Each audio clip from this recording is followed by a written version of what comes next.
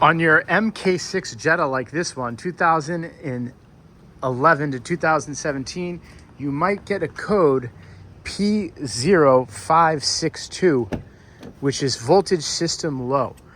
And that means that you used an OBD scanner like this and plugged it into the OBD port, and it said P0562. There's three common causes to get that. One is that, just put simply, your battery needs to be replaced, that the voltage is no longer getting up to where it needs to be. The other one is that you have a problem with your alternator, this guy here, and that needs to be replaced.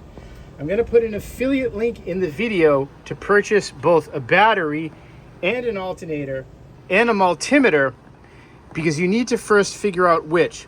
You don't want to just jump into replacing an alternator if you don't need to do it, because it's an incredibly difficult job and it's hundreds of dollars.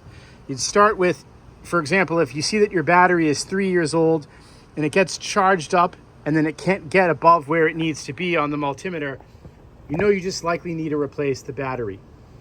The third thing for why you might be throwing code P0562 is that you have what's called parasitic battery drain, and that means that you have something in your car that's pulling so much power that it can't get it back up to where it needs to be.